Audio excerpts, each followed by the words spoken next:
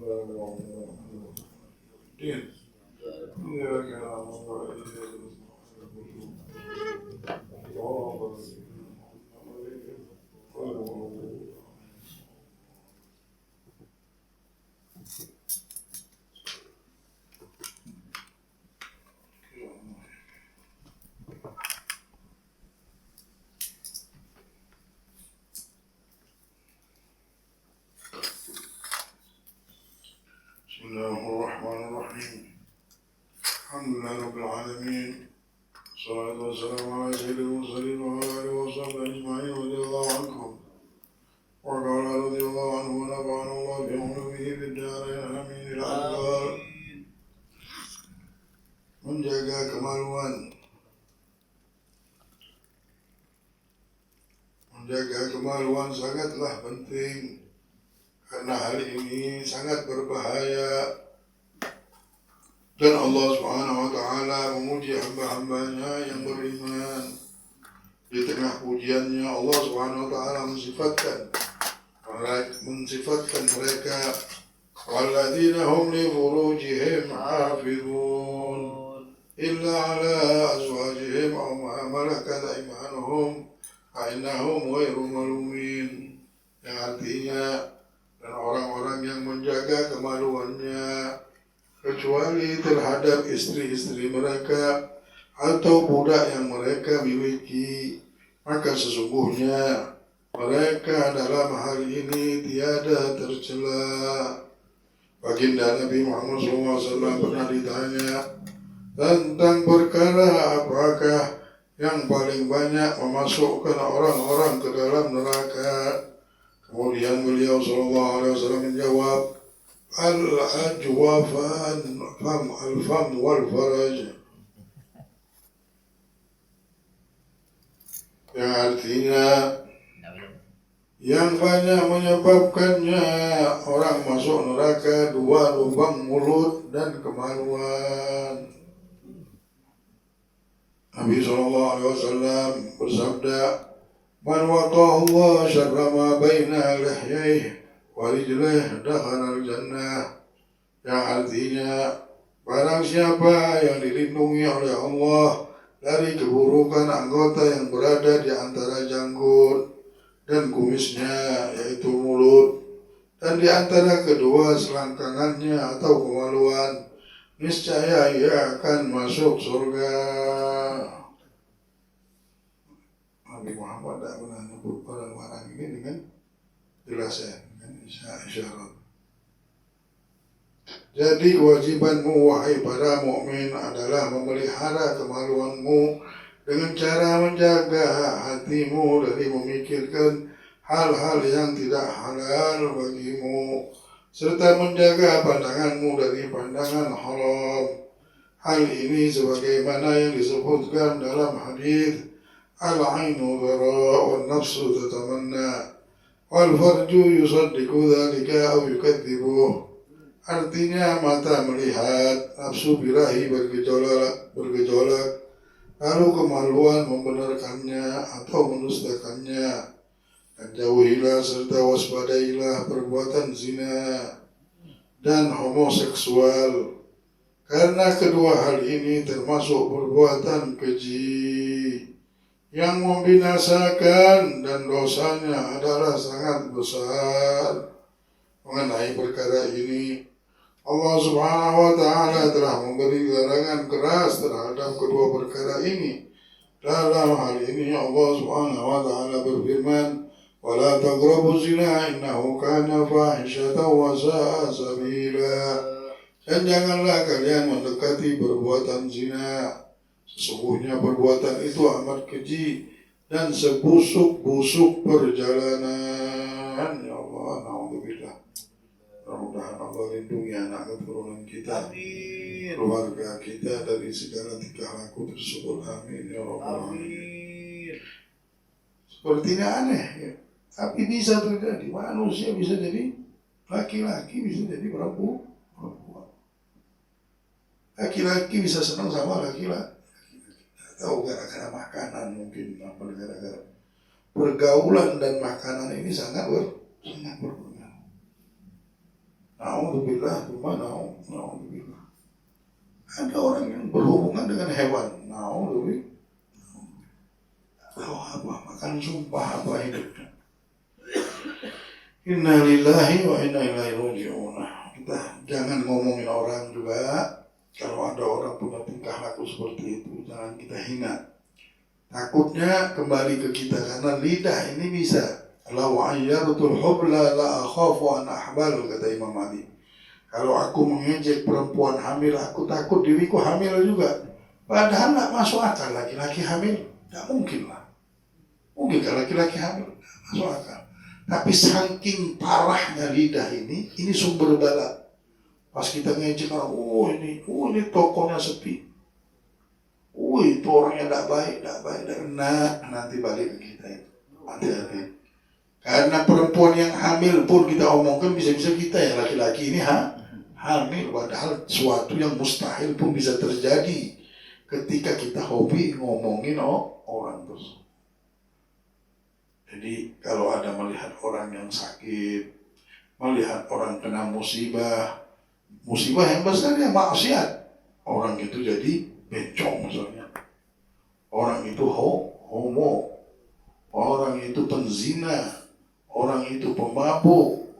Dan lain-lainnya. Kita bilang, ini orang. Kita ngomong dengan kedengkian. Kita ngomong dengan hati yang kotor. Atau terucap langsung cepatlah istighfar. Langsung doakan aja. Mudah-mudahan si Linda berhidayah. Kadang-kadang kita terceplos juga ya. Kadang-kadang kita ini mau menceritakan bukan apa, jangan sampai kita begitu. Tapi tetap aja lah kita curiga, takut saja ya. Namanya lidah, lebih baik langsung kita doakan. Al-Fatihah, mudah-mudahan dapat hidayah gitu ya. Jangan sampai kita ada benci. Yang kita benci tingkah lakunya, tapi orangnya kesian kalau kita benci ya. Ditakutkan saja, kata Imam Ali. Karena ini aneh, tingkah laku yang aneh tiba-tiba bisa muncul di jiwa dan di kehidupan manusia. Dalam ayatnya yang lain Allah Subhanahu wa taala berfirman, "Walladzina la yad'una ma'allahi ilahan akhar wa la yaqtuluna an-nafsa allati harrama Allah illa bil haqq wa la yaznuna wa man yaf'al dhalika yalqa 'athama yudha'af lahu al-'adhabu yawm al-qiyamah wa yakhlud fihi muhana illa man taba وعمل عملا صالحا فأولئك وكان الله غفورا رحيما. Artinya, dan mereka yang tidak menyembah sesembahan lain bersama Allah, dan mereka tidak membunuh jiwa seseorang yang diharapkan oleh Allah kecuali dengan alasan yang dibenarkan, dan mereka yang tidak berbuat zina. Dan siapa yang berbuat hal itu maka akan mendapat dosa, maka akan dilipat gandakan baginya siksa pada hari kiamat, dan ia akan kekal di dalamnya dalam keadaan hina, kecuali seorang bertobat, beriman dan beramal saleh, maka bagi mereka Allah menggantikan dosa-dosa.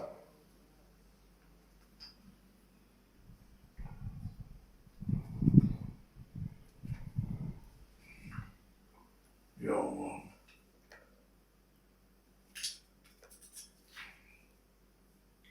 Maka Allah akan gantikan dosa-dosa mereka dengan pahala-pahala, dan Allah Maha Pengampun lagi Maha Penyayang. Orang yang menjaga nafsunya, Allah akan berikan pahala dosa-dosa yang Allah ganti dengan pahala-pahala. Nabi SAW bersabda, la yazni zani hina yazni wahwa mu'min. Tidaklah seorang berzina ketika ia berzina, ia dalam keadaan beriman. Dalam hadis lainnya Rasulullah SAW bersabda, al-muqimu ala zina ka'abiri wathan. Orang yang terus-menerus berzina maka ia bagaikan penyembah berhala. Nabi SAW bersabda, inna zunah ya'tuna tashtahilu hurujuhum nara. Sesungguhnya para penzina kelak akan datang di hari kiamat dalam keadaan kemaluan mereka Kekobaran api. Nabi SAW bersabda, Ratatun la yukallimuhum Allah yawmal qiyamati wa la yuzakkihim wa la yanzuru ilaihim wa lahum adabun alim, Syekhun zanin wa malikun kadzab wa ailun mustakbir. Yang artinya 3 orang yang kelak di hari kiamat Allah tidak akan mengajak mereka berbicara, tak mau ketemu Allah sama dia. Allah, siapa mereka? Tidak akan mensucikan mereka, Allah tidak ampunkan dosa mereka tadi. Tidak akan memandang mereka, dan mereka mendapat siksa yang pedih, yaitu orang tua bangka yang berzina.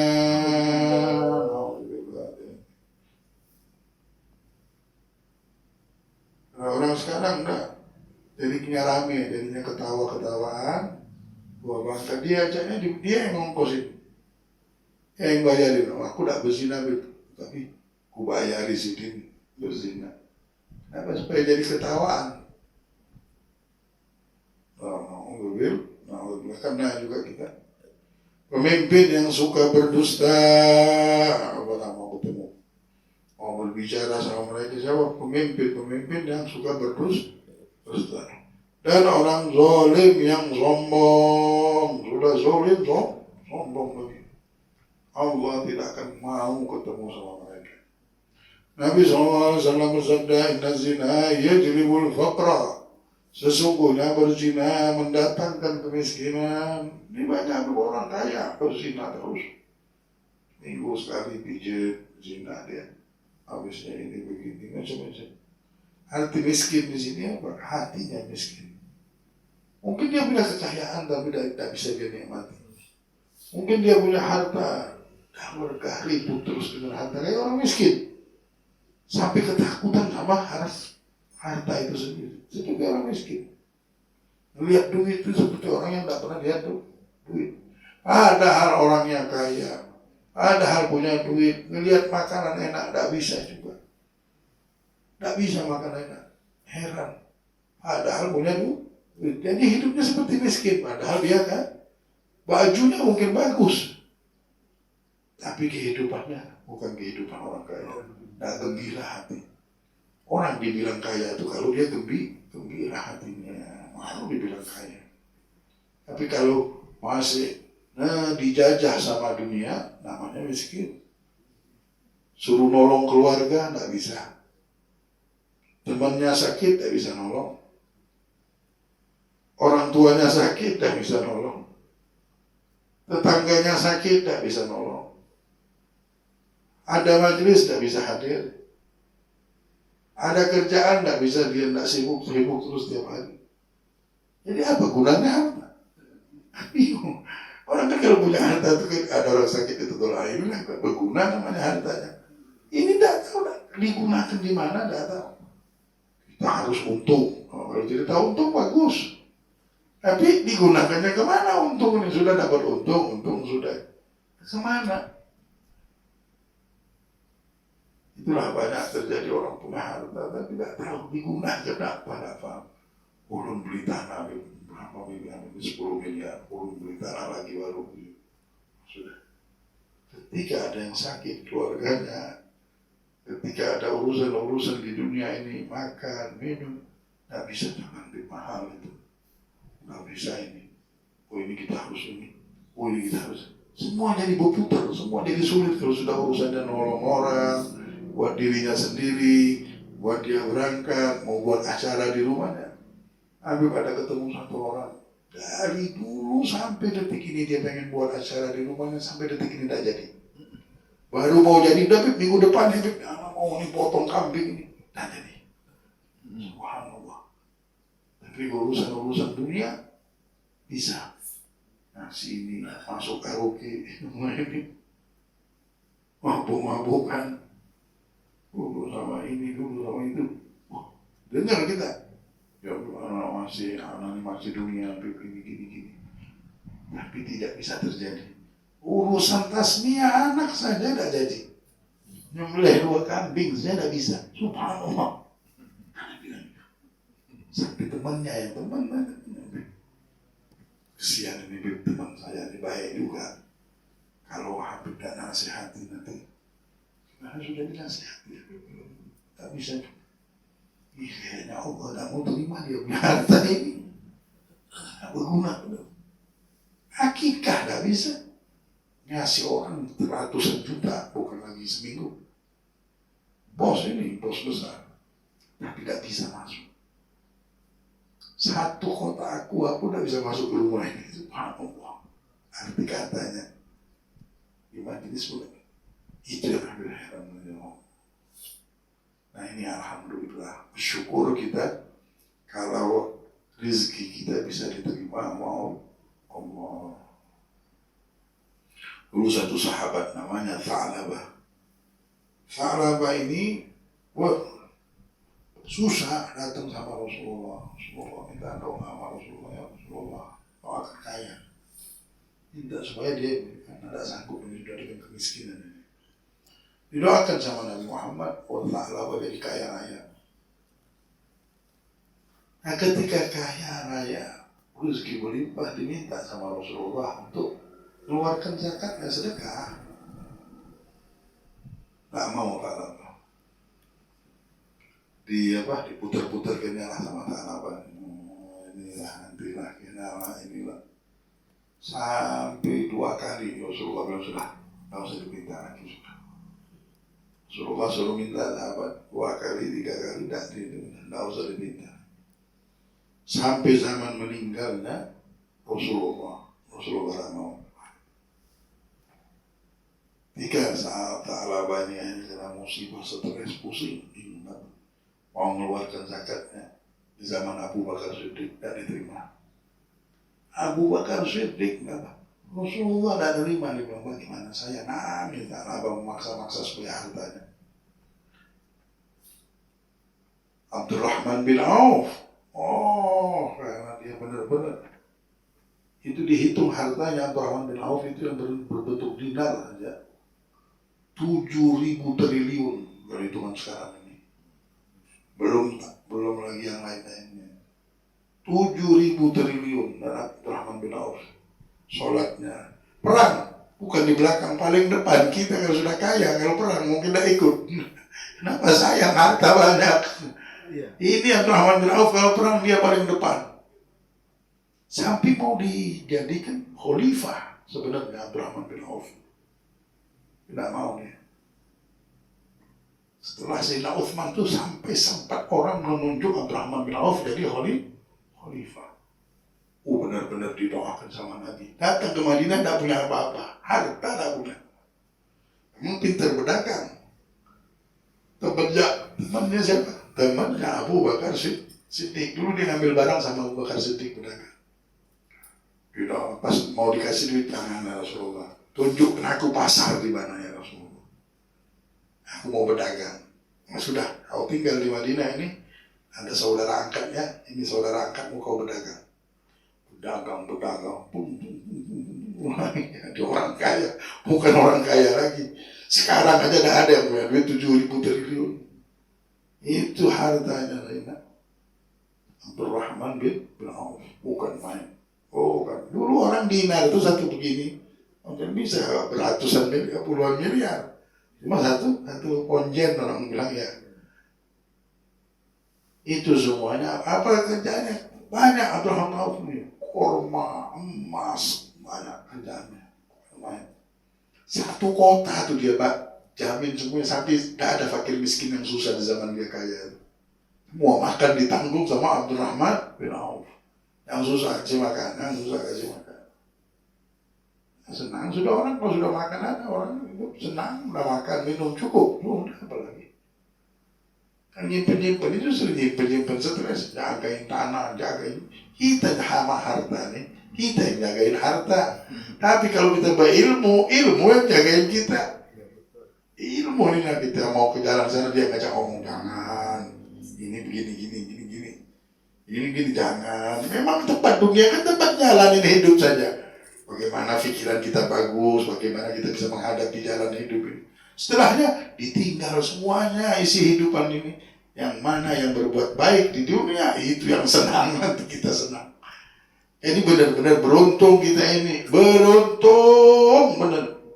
Dari banyaknya penduduk dunia ini, jutaan ini yang menghargai harta, kedudukan, yang tahan betimpasan, pembunuhan, yang begini, tiap hari mikirkan bagaimana untung ini. Sampai tidak bisa lagi ngelihat akhirat. Sampai tidak bisa lagi memikirkan siapa Nabi Muhammad. Tidak tahu ada satu makhluk turun di muka bumi ini. Dia tahu Nabi Muhammad tapi tidak bisa berhubungan. Tidak pernah berselawat sama Nabi. Tidak pernah berzikir. Tidak pernah, lupa semuanya, tidak tahu. Tahu tapi tidak tahu apa artinya benar. Seperti orang tidak sadar. Kita alhamdulillah setiap subuh. Jangan jauh-jauh itu sudah. Jangan jauh-jauh hidup ini dapat rezeki cukup. Ubud namanya kita tidak bisa jadi orang kaya. Bisa kalau Allah mau nakdirkan dimanapun. Tapi untuk apa hidup ini begitu? Namanya kita ini menyembah kekayaan. Karena ini saja rezeki kita tidak akan nyasar. Ada yang dapat rezeki begini, ada yang dapat rezeki begini. Semua ada bagian. Yang penting kita hidup sampainya ke surga. Nabi Muhammad sudah selamat sudah. Target kita masuk surga sama Nabi sudah selamat. Kalau harta jadi target, gila kita namanya. Kita lihat orang yang sudah jadi raja masih jadi duit, masih kurang. Jual inilah, main inilah, orang diadu domba supaya perang lah, ini sandiwara perang, sandiwara macam-macam supaya dapat duit habis dari zaman dulu, dari kita kecil. Itu saja yang dibahas, lupa sama akhirat. Alhamdulillah, nah, jadi inna zina yajribul faqra, jangan hati-hati, jangan pernah berzina karena akan mendatangkan kemiskinan. Dalam hadis lainnya Rasulullah SAW bersabda, "Annahu ya'ti ala ahli al-mawqif rihun muntinatun tu'dhi kulla barrin wa fajirin ghayat al-adha wa yuqalu lahum hadhihi raiha furujuz sunnah." Kelak di hari kiamat penduduk padang mahsyar akan berhembus pada mereka bau yang sangat busuk yang mengganggu semua orang-orang yang baik maupun yang jahat. Lalu dikatakan kepada mereka, inilah bau kemaluan para penzina. Ya Allah. Zina mata, zina tangan, tinggalkan semuanya ya. Dalam riwayat hadis sahih disebutkan bahwa saat Mi'raj baginda Nabi SAW melihat para penzina baik lelaki maupun perempuan dalam sebuah tempat seperti belangga, lalu api neraka menyambar mereka dari bawah sehingga mereka menjerit dan berlonjak-lonjak. Itulah balasan siksa Allah Subhanahu wa Ta'ala terhadap mereka di alam barzakh. Allah Subhanahu wa Ta'ala berfirman mengenai celakanya kaum Nabi Allah Lut alaihi salam ketika mereka melakukan perbuatan keji dan terus menekuninya. Artinya batu-batu itu ditandai di sisi Tuhanmu dan negeri itu tidak jauh bagi orang-orang yang berbuat aniaya.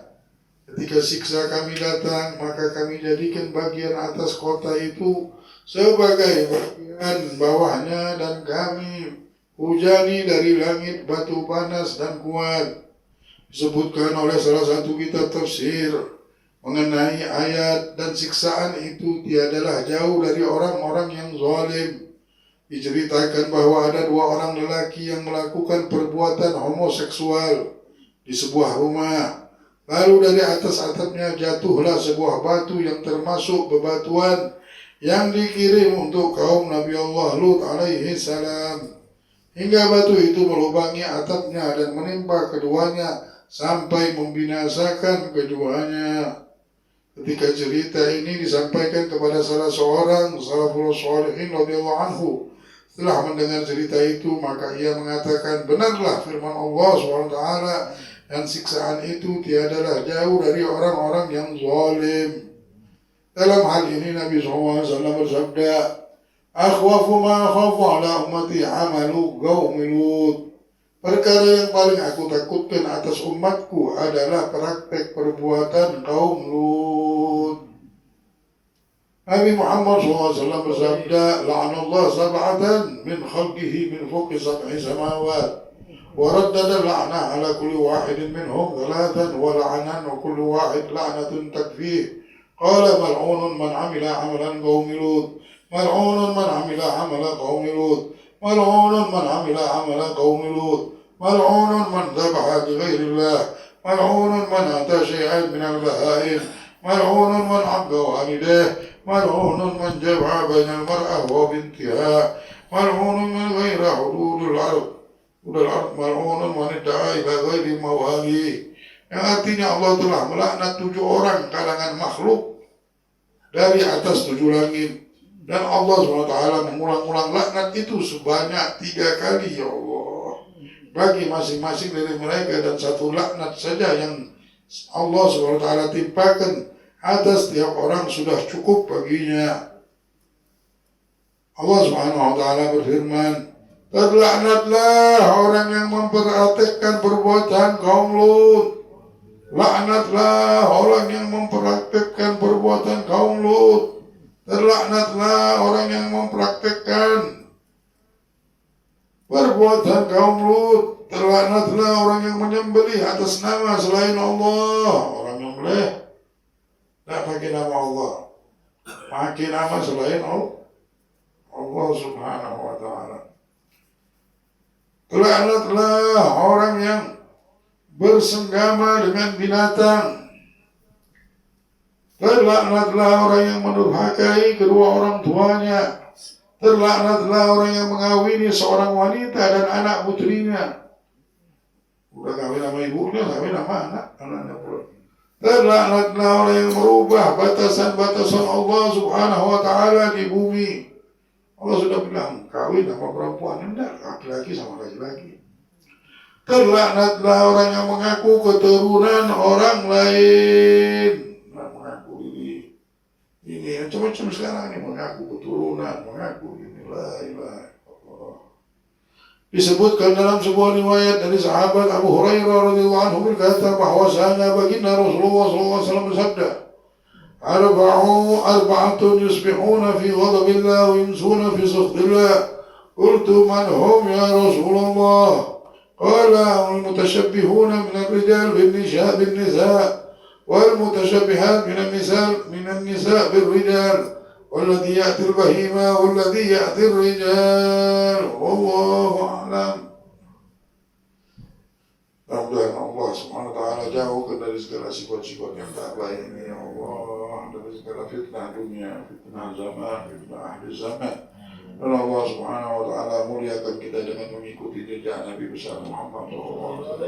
Mudah-mudahan amal kita diterima oleh Allah, sedekah kita diterima oleh Allah, harta kita diterima oleh Allah, ilmu kita diterima oleh Allah, segala kebaikan yang kita amalkan diterima oleh Allah, segala kekurangan disempurnakan oleh Allah. Allah limpahkan kita rahmat dan anugerahnya dan keberkahannya untuk kebahagiaan kita dunia dan akhirat, anak istri kita, keluarga kita, dipayungi hidup kita ini dengan syafaat Nabi besar Muhammad, anugerahnya yang kuat, yang besar, yang hebat, dan mengangkat segala yang tidak baik dalam kehidupan kita, melindungi kita dari segala yang tidak baik, segala fitnah zaman dan akhir zaman, fitnah orang-orang yang zalim, segala kebohongan dan segala tipu daya. Dan Allah lancarkan perdagangan kita, Allah lancarkan seperti Allah lancarkan perdagangan Abdurrahman bin Auf, Allah muliakan dengan rezeki yang melimpah, Allah berikan kita juga seperti itu, amin ya rabbal alamin. Ala hadithna wa sallallahu ila hadratin Nabi Muhammad SAW. Al-Fatihah.